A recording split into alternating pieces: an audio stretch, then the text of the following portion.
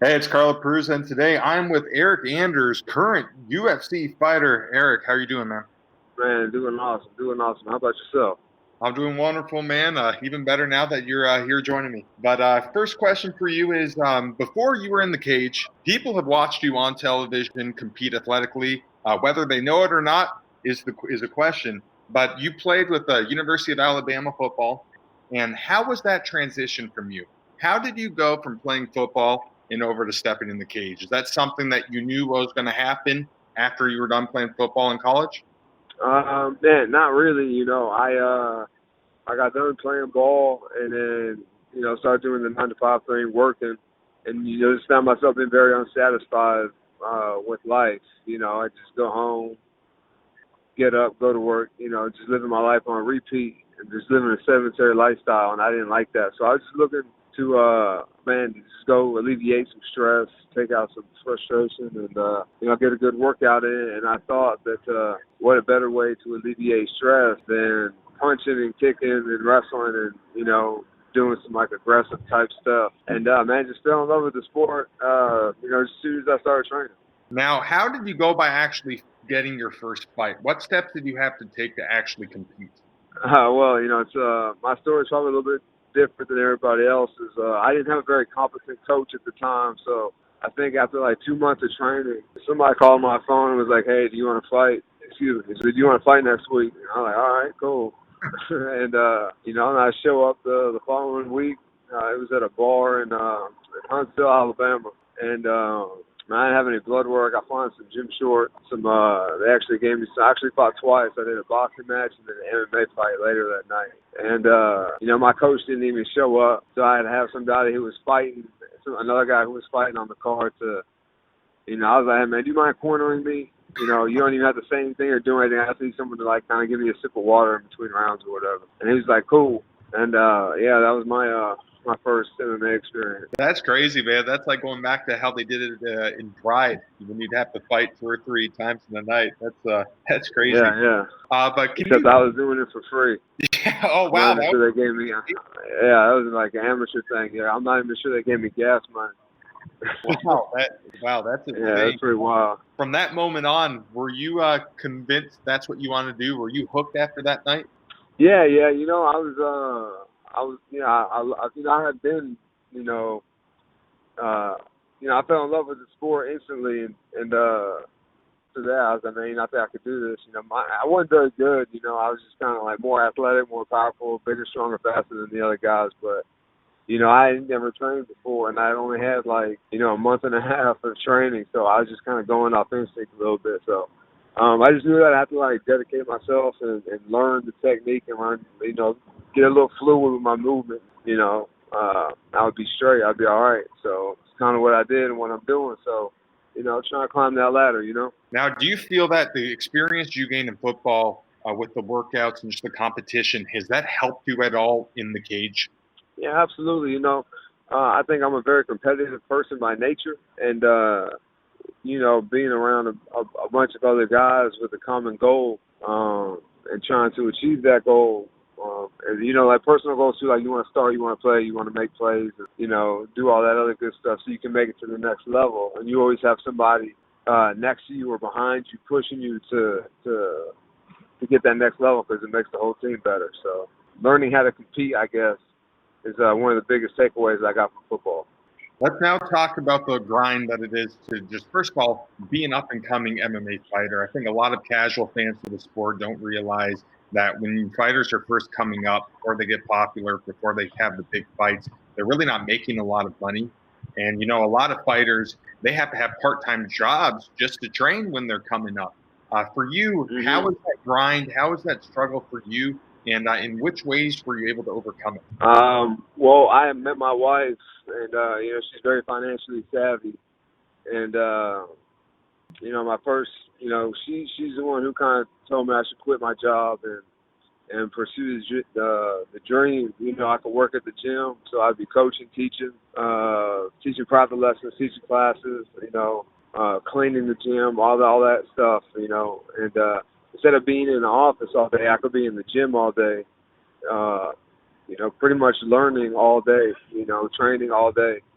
So, and then I got into the UFC, and then I think my first 2 or 3 fights, I still had to, work at the gym, and then, got on the roll a little bit, and then was able. Now all I do is train. Now, when you first signed with the UFC, in a way, was that your "I made it" sort of moment? Were you able to kind of reflect and look back on the journey and be like, everything I did was supposed to lead me right here to signing with this organization? Man, whenever I turned pro, I knew I was ready. I just needed some more experience with, obviously the jump from amateur to professional is like high school to college. You know what I mean? Like it's a little bit speed, it's a little bit faster. Everybody's big, strong, and fast.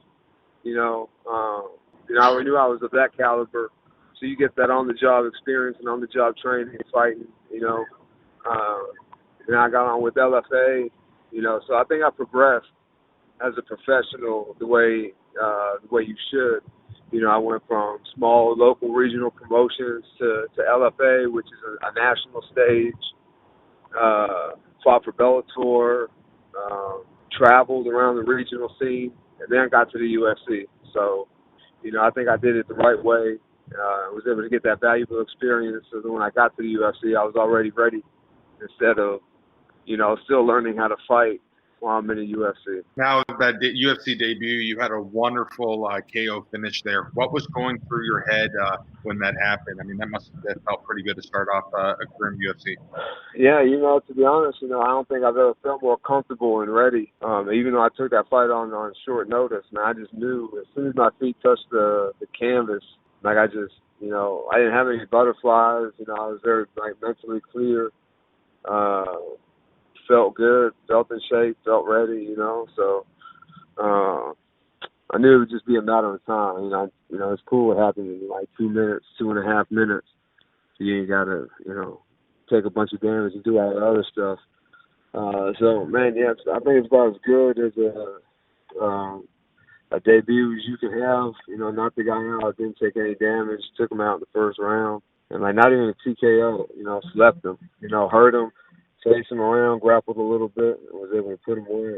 A lot of things happened in those 2 minutes. Yeah, definitely a great finish that none of us will ever forget. But one thing I've always wondered with fighters is, what are you guys thinking, or I guess you in particular, what do you think when you're in the back, when you're about to come out to the cage and the camera's about to roll? What's going through your head?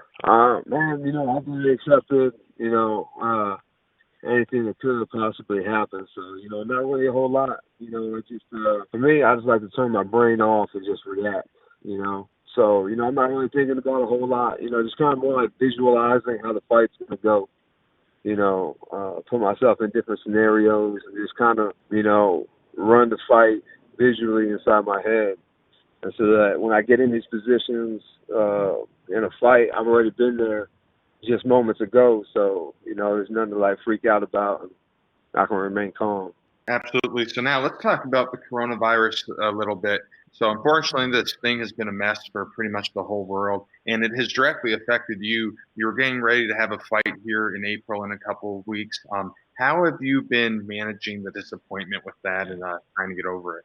Man, I'm still training, at least once a day. So, I'm still trying to just stay in shape, keep my weight down, and so that, I would imagine that they're going to give us some time because a lot of guys can't even be in the gym. So I know a lot of guys weights and cardio, and, they're going to have to get back in shape.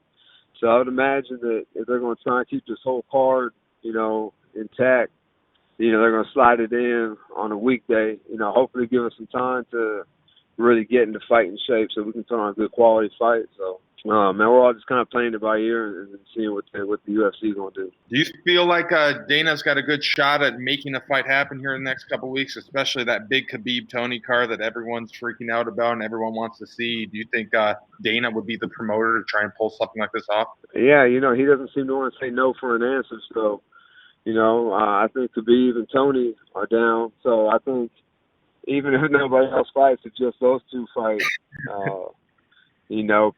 a lot of people would buy and be interested in watching just that fight alone. So.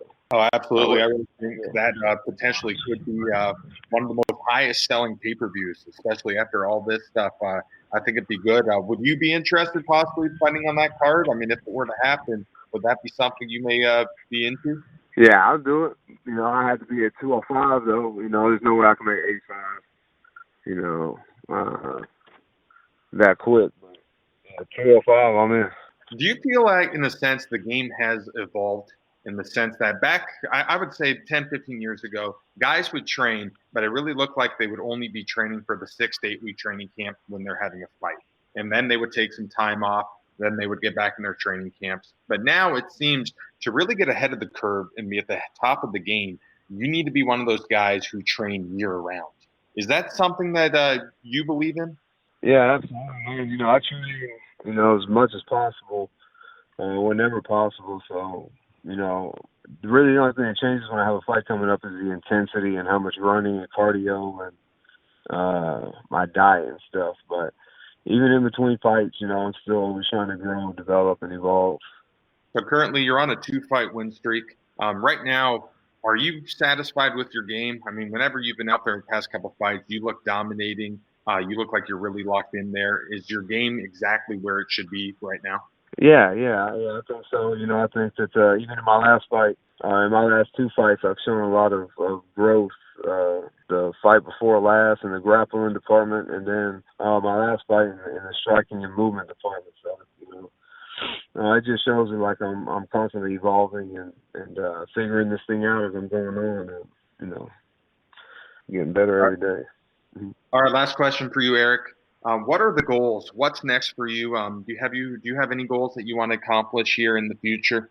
Yeah, absolutely. You know, I think everybody, any fighter that you talk to is going to say that, you know, having the belt wrapped around your waist is the ultimate goal. So, you know, that, and, I really just take it a fight at a time. I know each win brings me closer to that goal. So, you know, I don't try to put a whole bunch of stuff in between, you know, the next fight and there. So right now we're just focused on, staying in some kind of shape, and so that when they do call, I'm already halfway in shape, so I can get in there and fight again. Absolutely, man. Well, I look really forward to seeing your next fight, and thank you so much for coming and speaking with me today, Eryk. Hey, appreciate it, brother. You have a good one.